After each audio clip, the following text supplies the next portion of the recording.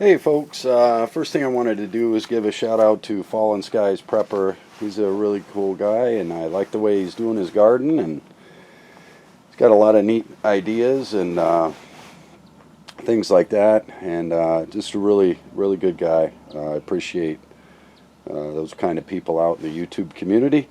Anyway, he wanted me to do a video on my tractor. This is the New Holland. You can probably see that up on the arms there of the loader, and I got a small tractor, compact, subcompact, I guess. I don't know what it is, but it weighs about 2,600 pounds, so it's not a small machine, and it's got a nice 3-cylinder diesel in it, and it's actually worth more now than I paid for it, because you can't get this horsepower anymore without paying a $2,000 surcharge due to emissions or something like that. So I bought it like 10-12 years ago, and it's actually worth more today than I paid for it because of the motor that's in it and whatnot. So anyway, it's got a lot of horsepower for a little tractor, which I love, and that's why I got it. And it's a small compact design, which I didn't want anything that would tear my lawn up. That was another reason why I wanted to go with a small tractor, because I wanted to use it around the house for landscaping and things like that. And a big tractor just destroys the lawn, you know, and I did not want that. So I went with this, and I am so pleased buying a tractor. This tractor, a friend of mine, a pastor friend of mine, he was the salesman for the New Holland place down here, and he kept his eye out, and when they went on sale and then and whatnot, he told me, hey Jim, you better get down here and get this. And sure enough, I did. I went down there and got a heck of a deal, folks. But you know, and I always try to get the best deal I can, obviously, like all of you, I'm sure, but I have never regretted a day or a penny that I spent on this tractor. Not once have I ever regretted a moment of buying this tractor. And how many purchases do you get that do that? And it's 10 years old and is in good a shape as the day I bought it, right? 10, 12 years, something like that. And yeah, I just love it. Used it all day yesterday. Not all day, but I had like 4 different tasks I needed to perform. And when you get aging like I am, you know, your back isn't what it was, and these tractors allow me to keep doing things I like to do, and I don't have to break my back and put myself on the couch for a week, right? So the tractors really spared me a lot of pain and suffering and whatnot. And so something I wanted to show too before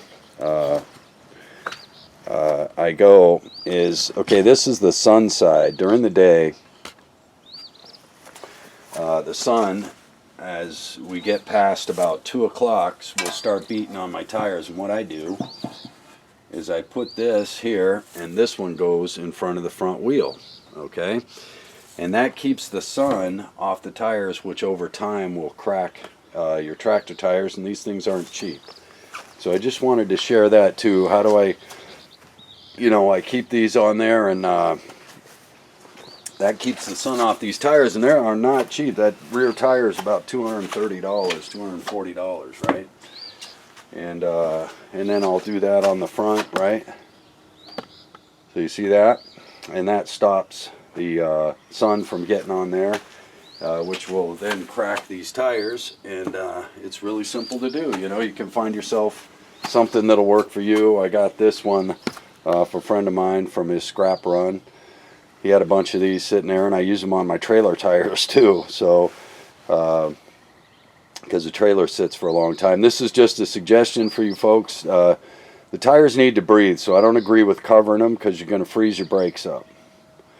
But this is a good way to do, and you can see those holes on those. That's why I use them on my trailer. I can strap them on with a bungee, and so I don't have to worry about wind or anything like that. And it still allows the brakes and everything to breathe because they're not covered up, right? So just something I wanted to share with you in case you're wondering. Now you can find stuff like that in the junkyard all day long, right? So go to the scrap yard, you pay scrap price for stuff like that, but boy won't it save your tires. And they are some expensive. But yeah, this is for Fallen Skies. He wanted to check it out. It's got the nice loader. And today I've got the subsoiler on it. And this is an adjustable subsoiler with a mid-buster blade that I can put on it. And then I can put a harrow on it as well. So I really like this subsoiler.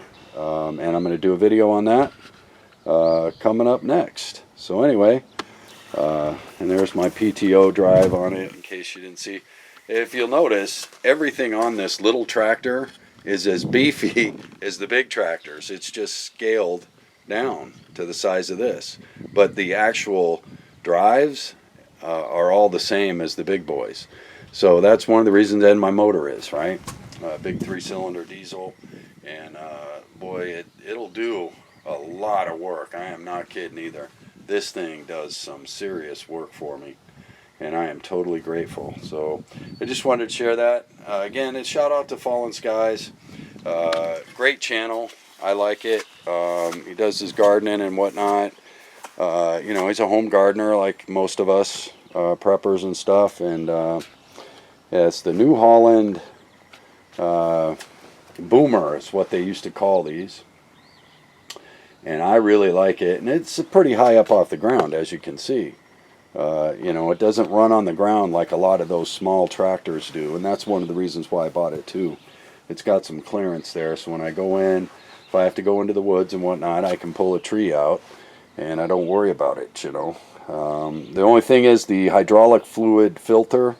You got to watch that because that is low. So when I do my path in and out, I make sure I know where that filter is, so I just make sure I'm not running over anything that's up too high where it is.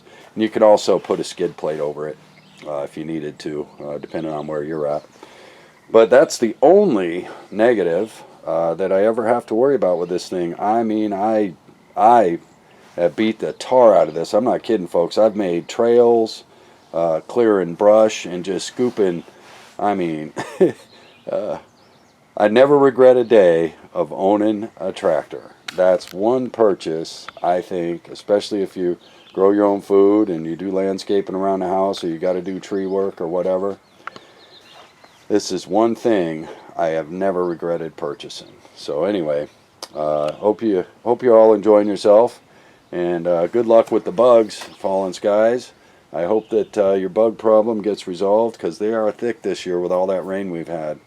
I guess the Midwest is having some problems having to plant late because all that rain, and same with us up here in Maine.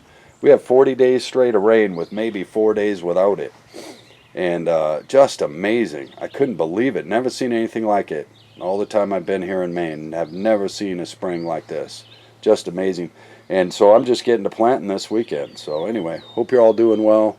And I'll be back to do that subsoiler. Jim out.